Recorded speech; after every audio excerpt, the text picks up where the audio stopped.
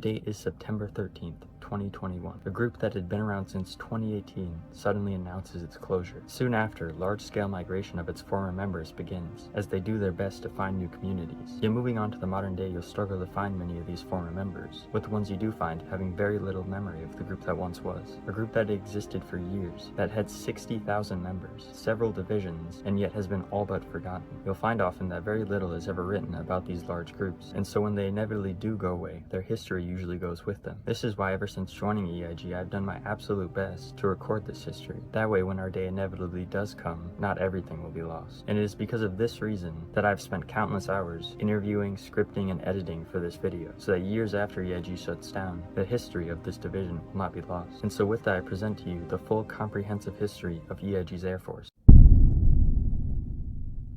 EIG was founded in April of 2019, with the Air Force being added soon after in September of 2019. Unlike in current times, the Air Force didn't have any planes at this time, and instead trained entirely with helicopter. Upon the Air Force being added, it was decided that the officer Cosmic Ambition would become the first Chief of Staff. Now sadly, not too much is known about Cosmic's time as Chief of Staff. This is due to the old Air Force Discord being deleted as an act of revenge, as well as how few people remember something from so long ago. Saugis is unfortunately our only source when it comes to Cosmic's time as Air Force Chief of Staff. According to him, not much was accomplished during Cosmic's time as Chief of Staff, and eventually Saugis and Cosmic agreed to switch positions. The date that this happened was unknown, but from here on out, information and dates become a lot more common. And with this switch of positions, it brings us to our second Air Force Chief of Staff, Saugis. Saugis claims that due to Cosmic's inactivity, he essentially had to lay the entire foundation of the original Air Force, and it seems many of the original documents and culture originated from Saugis' time as Chief of Staff. Under him, the Air Force would reportedly see some growth, although this would unfortunately be cut short. This was due to the Greater High Command accusing him of immaturity and abuses of his power. Due to this, he was unfortunately removed in December of 2019. Issue came from this, however, as he owned and refused to hand over the Air Force Discord, and this is what led to it being subsequently deleted and remade. Saugis' removal, however, would spark a new era in the Air Force, an era which by its end 3 months later will have seen the removal of 5 total Chief of Staffs.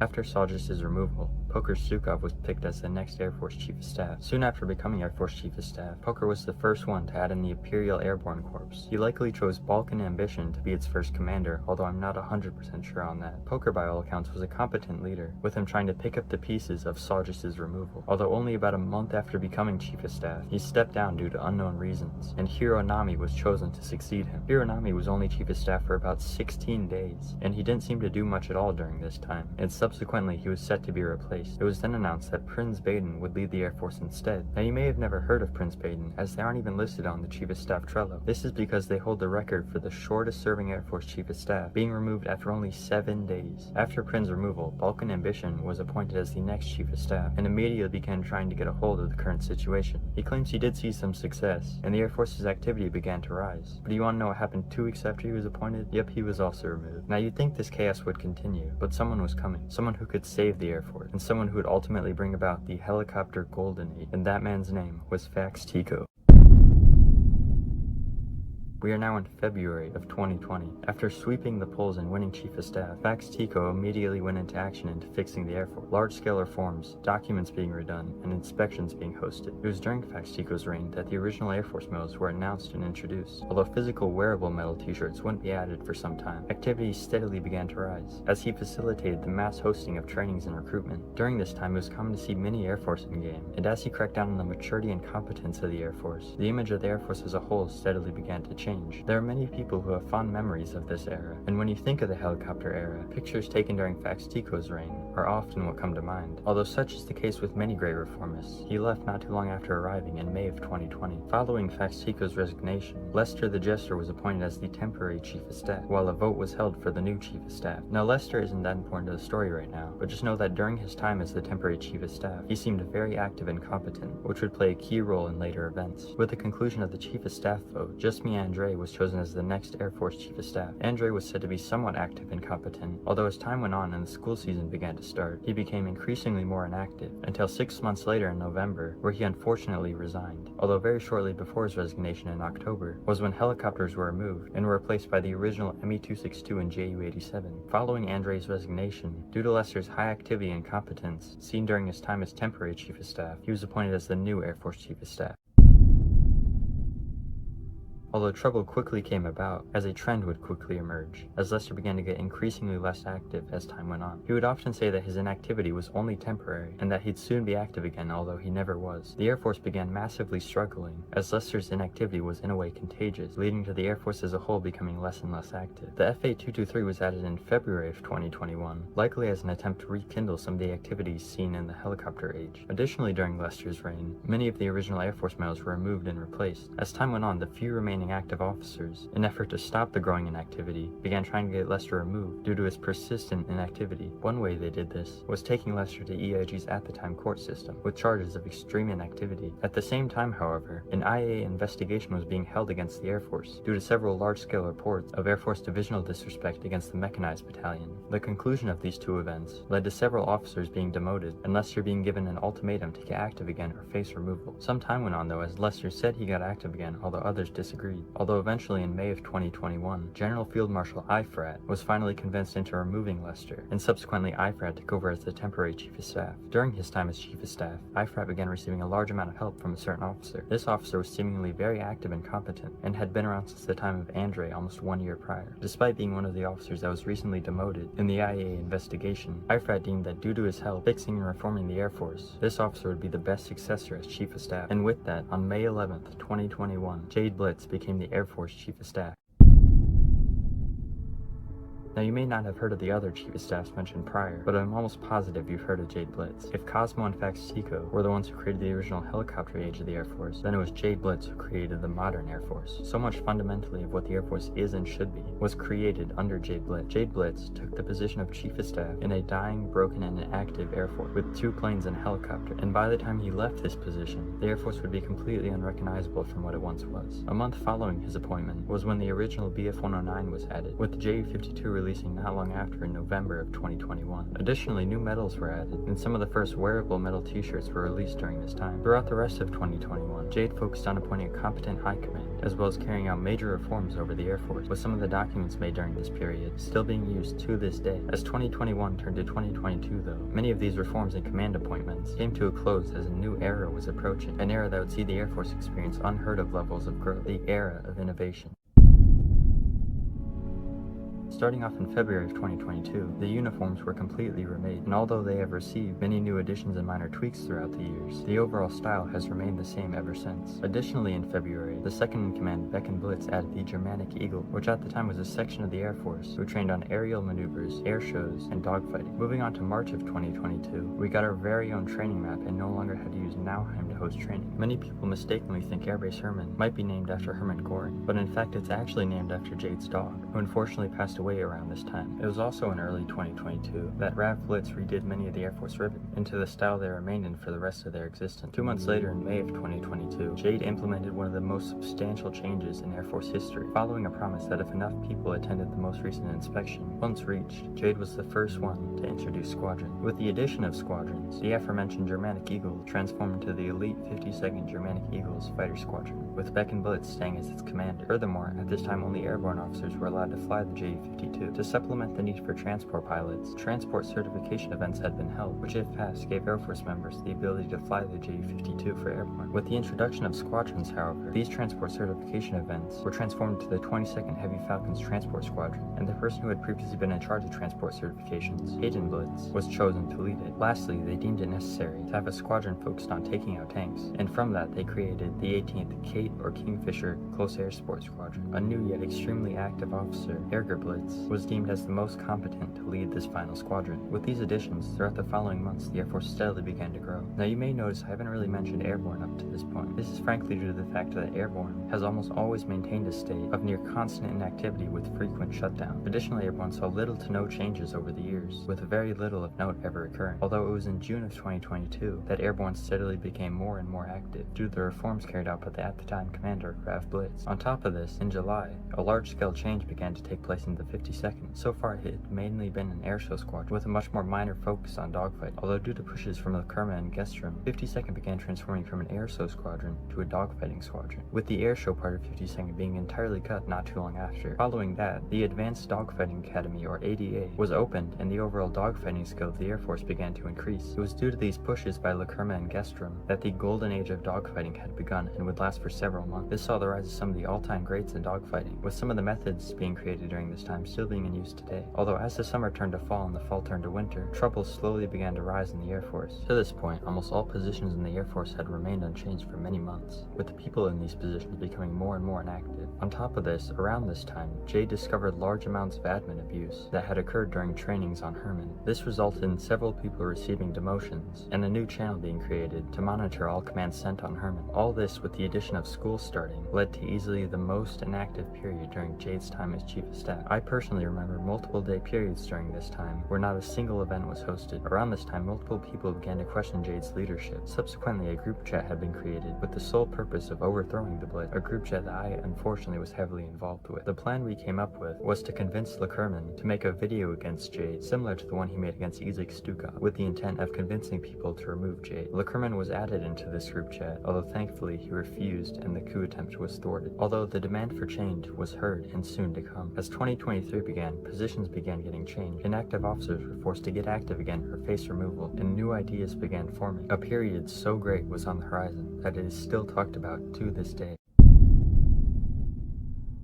With the purge of inactivity as well as several new officers coming into the scene, January 23 saw what was at the start a steady rise in activity. It was at this time that I asked Jade what it would take for a new squadron to be added to the Air Force, and he told me that the Air Force would have to be a lot bigger before he would add one. At the time, we were only at about 130 members, and so I asked him if he would add it if we hit 200 members, and he agreed. And so with that, I went to the most active officers at the time, Franz Westmeyer, Oswald von Blitz, and Oscar Malashenko, and together we began what could easily be the largest recruitment push in EIG history. And from that, on March 27, 2023, at 10:52 a.m., following a tryout hosted by myself, the Air Force had reached 200 members. To a lot of people, including myself, this was truly the peak of Air Force history. An Air Force with 200 members, 4 active squadrons, the most active airborne in history, and more active NCOs and officers than you could count. The Air Force was truly booming. Every training you hosted, you would get like 5 to 10 people showing up. Private servers got added around this time because the Air Force had so many different events going on all at once, and it was no longer practical to have them all occur in the same server. On top of that, we had to ask Irish to raise the server size of Herman because our inspections had so many people that the 50-player server size was not nearly large enough to accommodate a whole Air Force-wide inspection. Also at this time, Raider planes were added, and the Air Force got a new Focke-Wulf 190, and on top of that, the Bf-109 was finally added into Innsbruck instead of only being on Herman. Not only that, but the community aspect of the Air Force was also blossoming. Frequent VCs were held on a weekly basis with JadeBlitz, where he'd turn on his camera and we'd just sit and talk together for hours about Air Force or really just whatever.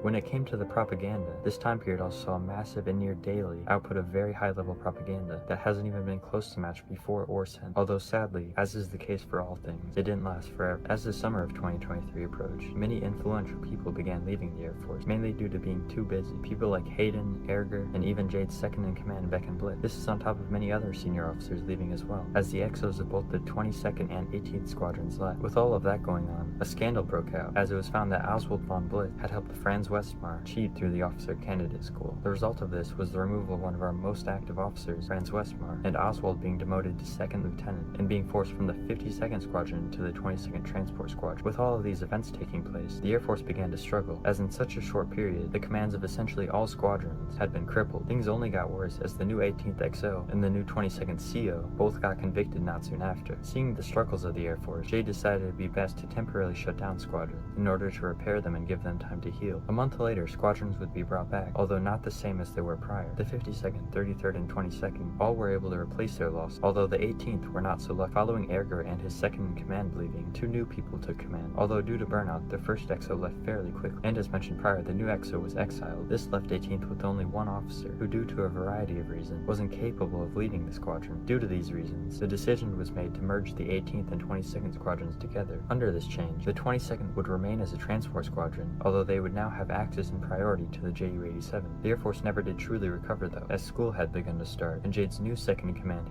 Blitz also resigned. At the end of July 2023, a massive movement had broken out, with the intent of making Jade the new General Field Marshal, although unfortunately this was not successful. Jade admitted that he no longer found the same enjoyment out of leading the Air Force that he once did, and with that, on August 30th, 2023, at 10:36 p.m., Jade sadly announced that he would be departing from the Air Force.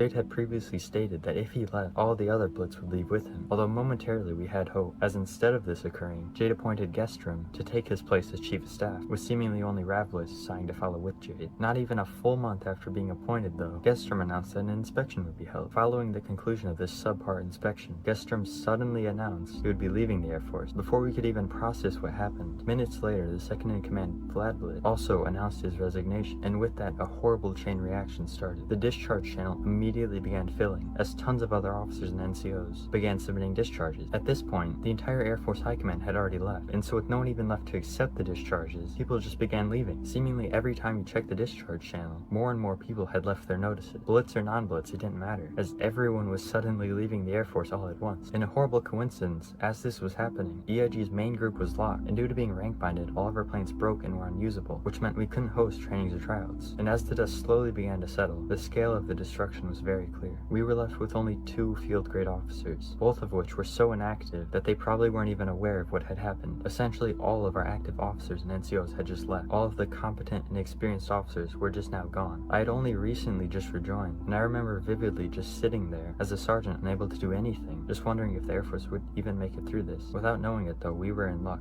as only a few days prior, a former Air Force officer had just transferred back into the Air Force from the Mechanized Battalion, and a new yet seemingly active NCO had just managed to pass OCS and become an officer. Due to the complete lack of high command, or senior officers, it was these two second lieutenants, Alex Cesaro and Oscar Malashenko, that Irish chose to take command. We didn't know it at the time, but these two officers together would be the saviors that the Air Force needed.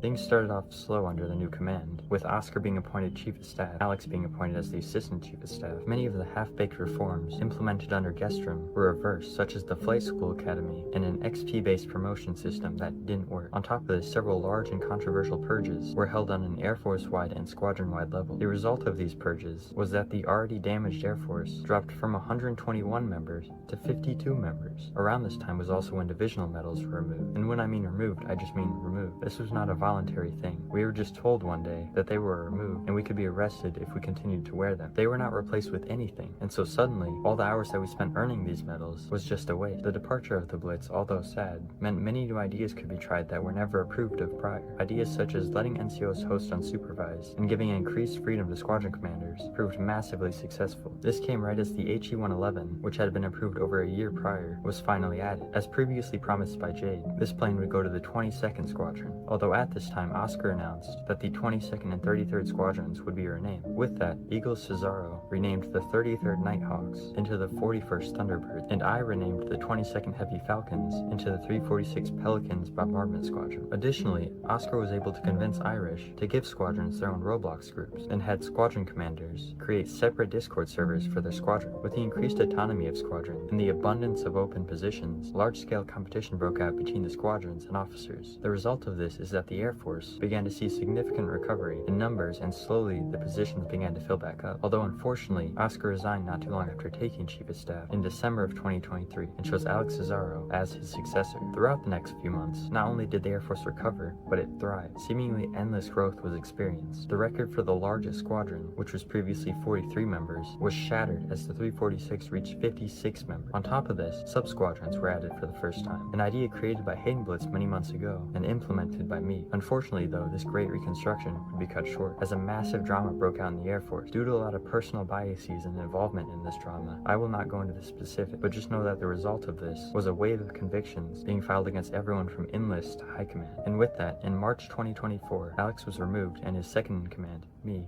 also left.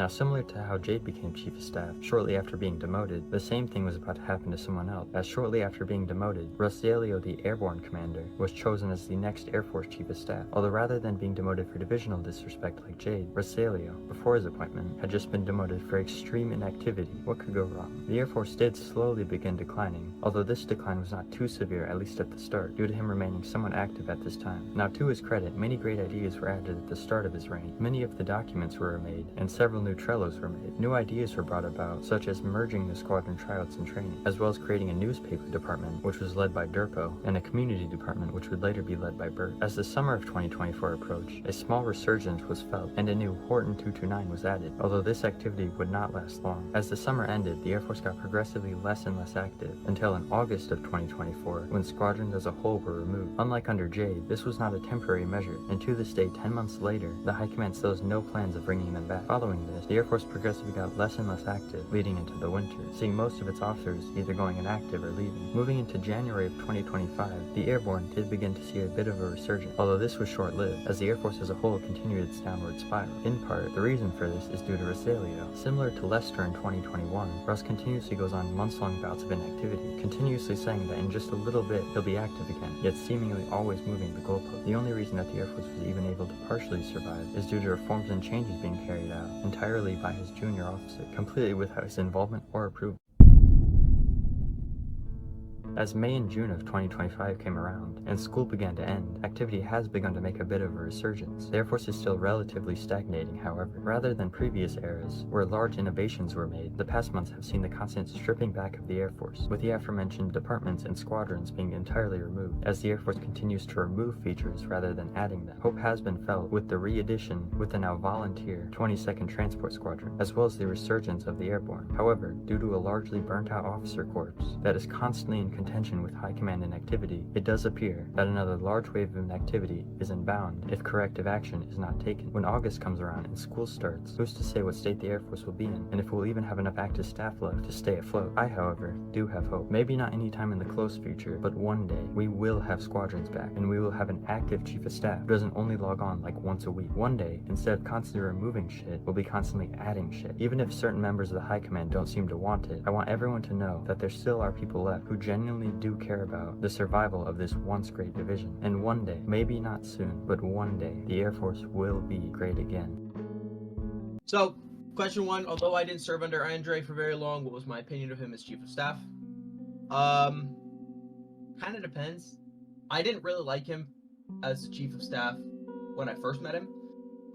It wasn't until later that I actually realized, like, why he was an inactive chief of staff. Similar to me, he was aging out, didn't have the time for the group anymore, and that was kind of it. I like him now.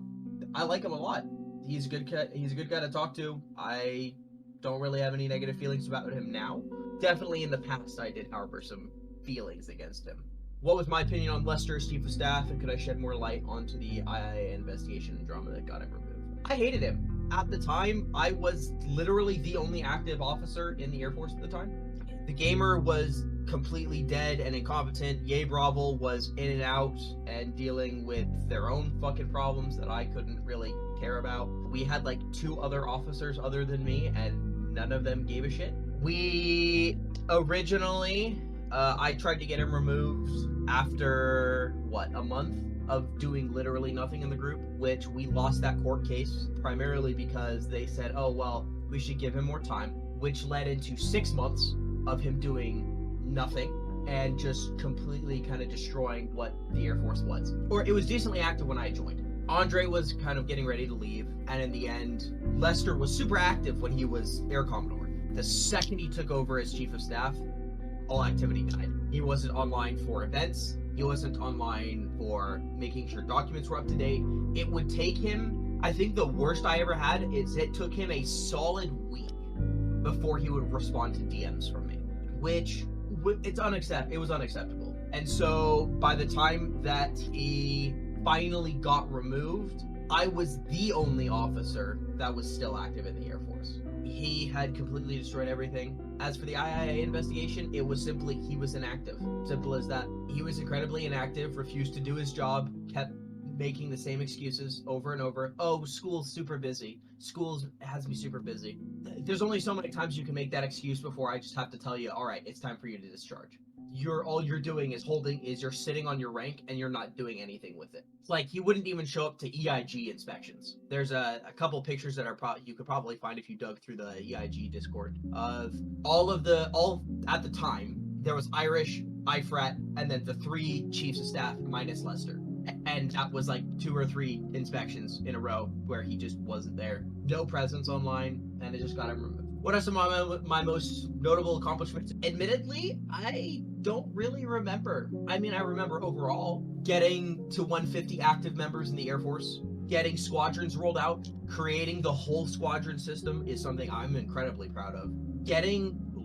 This might be a little bit weird, but one of the biggest accomplishments that I am the most proud of out of everything is I kept the Air Force running for almost 3 years straight. We had the fewest number of convictions during my time in the Air Force. We didn't really have much drama. That was one of my proudest things, is that yes, here and there were issues, but overall we just kind of chilled. When MP was imploding, ISD was imploding, MB was imploding, Air Force just kind of stayed the course and was fine. That out of everything is what I am the most proud of, because that took a lot of work. It took a lot of different things that fell into place. So keeping things running was the most fun. It was the most accomplished that I felt while being chief of staff. As for my reasons for leaving the Air Force, I left because I was getting tired of it. I was coming up into my wedding year. I was getting married 2024. And so I felt the need to